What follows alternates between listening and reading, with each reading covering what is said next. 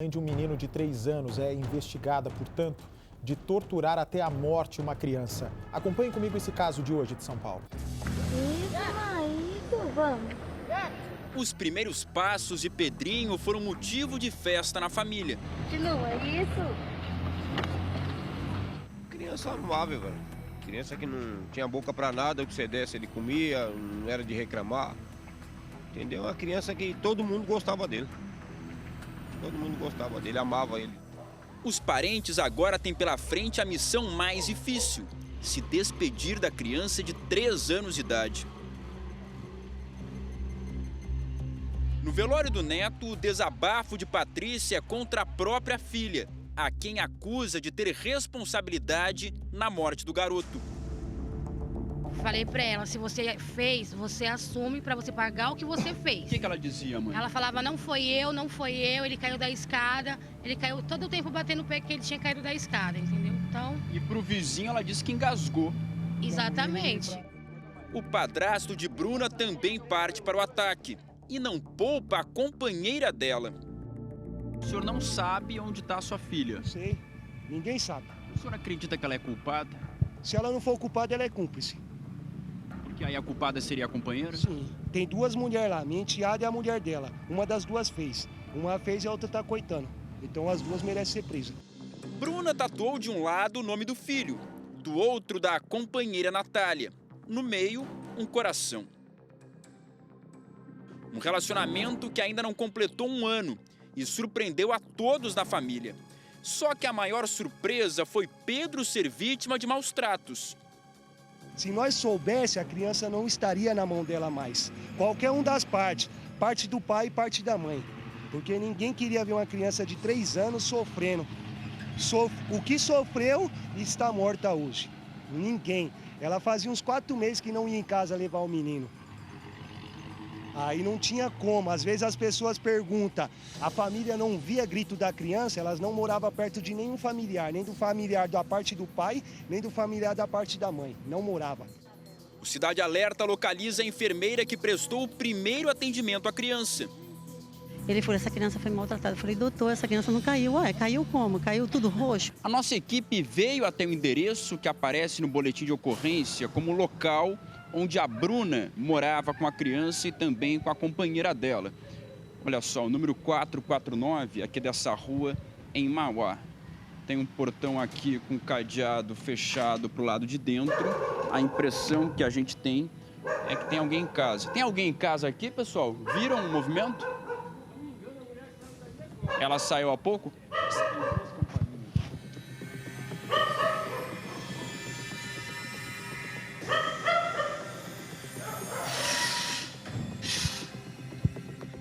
Tentamos alguma pista de Bruna e Natália com os vizinhos. O senhor faz tempo que não vê as 2 aqui? Viu nos últimos dias? Não, depois que eu vi falando que essa criança faleceu, eu não vi mais. Sumiram, é? Não sei. Foi esse comerciante quem ajudou Bruna quando ela pediu socorro para levar o filho para o hospital. Como que ela chegou aqui? Ela chegou aí na porta, né, e já disse, pelo amor de Deus, ajuda, faz alguma coisa para salvar a criança que ela tá engasgada. Ela dizia que tinha se engasgado. Que a criança estava engasgada. Aí eu falei, mas o que eu tenho que fazer? Aí ela falou, chama um socorro para nós aí. Aí foi onde eu liguei primeiro liguei para SAMU, aí não deu certo. Aí liguei pro bombeiro. E a companheira dela, junto ou não? Não, a companheira ficou lá. Ela veio aqui só. Aí me disse, pelo amor de Deus, fazer alguma coisa para socorrer o filho. Aí foi aonde que eu liguei. Aí ele estava demorando, chegou uma outra pessoa, que eu não vi quem, eu aqui dentro, correndo aqui, atendendo o pessoal, não deu para ver quem.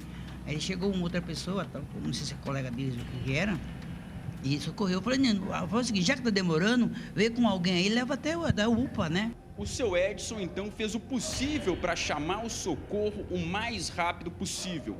A padaria dele aqui fica a poucos metros da casa onde o Pedro morava com a mãe e a companheira da mãe. São poucos passos. É esse portão branco. E segundo o relato do dono da padaria, a mãe saiu daqui desesperada. Ela chorava, pedia socorro, veio até aqui e pediu que ele fizesse a ligação para o SAMU, depois para os bombeiros. Só que foram muitas perguntas pelo telefone e a mãe tinha pressa para socorrer a criança o quanto antes. Então o carro parou aqui, ninguém sabe se é algum parente, algum amigo, e socorreram o Pedro até a UPA, a unidade de pronto atendimento, que fica a poucos minutos nessa direção. Apesar do atendimento rápido, a criança não resistiu aos ferimentos. A desculpa da mãe, quando saiu aqui de casa para pedir socorro, é que o Pedro tinha se engasgado. O avô paterno ficou todo o mês de dezembro com Pedro e só agora percebeu que o comportamento do garoto naquela época era um sinal de alerta. Até a gente brincou com ele lá, eu fui brincando com ele e ele começou a chorar. Eu brinquei que ia bater nele, porque ele tem um outro netinho na mesma idade. 3 meses de diferença de um pro outro, tanto que esse outro vive comigo, entendeu? A gente que cria ele. E eu brinquei com ele e ele chorou, como se eu brinquei que ia bater nele, o outro saiu correndo, veio me pegar, avô. E ele chorou, então esse dia eu falei pra minha esposa, eu acho que esse menino tá sendo maltratado. Era uma brincadeira que você estava fazendo, tanto que o seu outro neto reagiu correndo, brincando. E ele não, ele chorou. Então você não fica naquela que você não viu marca, hematoma nenhuma na criança, entendeu? Infelizmente, a primeira vez já que apareceu o hematoma já foi na morte dele, infelizmente. Porque se a gente tivesse visto antes, tinha tirado, né, mano? Como eu crio um, que criava o outro. Eu não, né? Nós, né? Vocês tinham alguma ideia, alguma suspeita de que a mãe fosse capaz de fazer isso? Jamais, nenhuma suspeita, nenhuma ideia. Porque ele ficou conosco o mês de dezembro todinho. Meu filho estava de férias, voltou na segunda semana de janeiro e foi entregar ele para a mãe. Ela nunca tinha feito isso. Você acredita que essa companheira também tem responsabilidade em tudo que aconteceu? Acredito, com certeza. As duas estavam juntas. Ou seja, a justiça tem que ser feita para as duas. Para as duas. Não vai trazer ele de volta, mas tem que ser feita para as duas. Porque foi revoltante. Não desejo para ninguém o que eu passei. Tem que acompanhar testes e mais testes para confirmar a morte, e é uma criança. Olha, a avó não quer mostrar o rosto, a gente aceitou gravar a entrevista para poder mostrar a revolta dessa família que nessa manhã veio até o Instituto Médico Legal para a liberação do corpo, depois de dias acompanhando o garoto no hospital. Quando ele chegou no primeiro atendimento, um parente do Pedro trabalhava na UPA. E foi ele quem acendeu o alerta ao perceber que a criança tinha sido vítima de maus tratos, que não era apenas um acidente. Foi esta tia de 2º grau de Pedro quem socorreu a criança quando o garoto chegou na unidade de saúde. A enfermeira só descobriu depois que era parente da vítima. A criança chegou no colo da mulher dela. Ela deixou na cama, entrou na sala de emergência, tinha uma funcionária na sala de emergência. Ela chegou e falou, a criança engasgou e caiu. E colocou na cama, nós colocamos na cama. E daí a outra auxiliar viu que era grave, a criança não se mexia. Aí correu para me chamar, que eu estava na sala amarela, e chamar o médico. Parecia uma queda, um acidente? Quando eu cheguei na sala, que eu vi aquela criança viradinha, que eu virei, eu falei, aí eu apalpei as vias aéreas, o coraçãozinho estava batendo longe, porque ela estava toda desfalecida. Ela dá detalhes dos ferimentos espalhados pelo corpo. E tinha uma pancada aqui desse lado, outra do outro lado, frontal, o queixinho estava cortado. E aí eu falei, não, espera aí, essa criança... Fomos posicionar a veinha de um lado do outro, aí vi que estava todo roxo, os bracinhos. Aí, e no pé? Nas perninhas, tudo roxo. E da sola do pé também tinha uma coisa cortada, meia preta assim. Parecia cigarro? Parecia queimado. Ele falou, essa criança foi maltratada. Eu falei, doutor, essa criança não caiu. Caiu como? Caiu tudo roxo? Coisas da agora, coisas de dias, coisas velhas, hematomas, né? Que a gente hematomas chama. Novos e velhos. Hematomas novos e velhos. Nossa equipe busca testemunhas para explicar como era a relação de Bruno e Natália com a criança e por que nunca houve denúncia para o Conselho Tutelar, para a polícia ou até mesmo para algum parente. Olha, conversando com vários moradores aqui do bairro, a nossa equipe descobriu onde trabalha a proprietária da casa que a mãe do Pedro aluga. é nessa pizzaria aqui da frente e a gente quer conversar com ela para saber se ouvia as agressões que, segundo a polícia, o menino sofria. A pizzaria está em reforma. Ó, querido, a dona Hortência já chegou?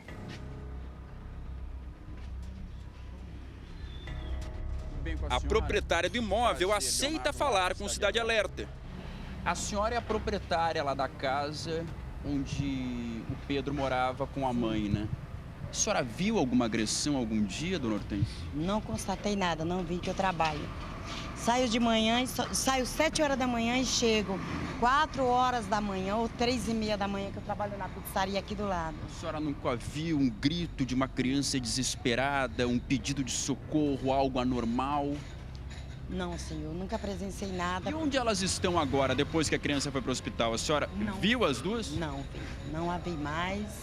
Desde que dia? Olha, eu vi elas, eu creio que no começo da semana passada. Olha, a proprietária da casa confirmou que nunca viu brigas entre as duas, muito menos envolvendo a criança. Eu fiz um pedido para conhecer o local onde elas moravam, para saber em que condições o Pedro vivia. Só que a pedido da polícia, ela não vai liberar o acesso, até porque foi feita a perícia no local e os policiais querem manter toda aquela área isolada, já que é possível que outras perícias sejam necessárias daqui para frente, ainda mais com o final trágico dessa história. Em nota, a Secretaria de Segurança Pública informou que abriu inquérito de tortura com agravante de homicídio. Os investigados ainda serão ouvidos novamente. Por enquanto, não há mandado de prisão. Mesmo sem ser procurada pela Justiça, Bruna não apareceu no velório do filho, onde teria que enfrentar a revolta dos próprios parentes e dos familiares do pai da criança. Qual que é o seu apelo nesse momento para sua filha? Meu apelo para minha filha, que ela assuma o que ela fez e pague. Porque está sendo muito difícil para mim, entendeu? Porque por mais que ela seja minha filha, ele era meu neto. E se ela fez, eu quero que ela paga, entendeu? Eu quero que ela paga. Se tiver que passar 200 anos dentro da delegacia, eu quero ver ela pagando. Presa atrás das grades.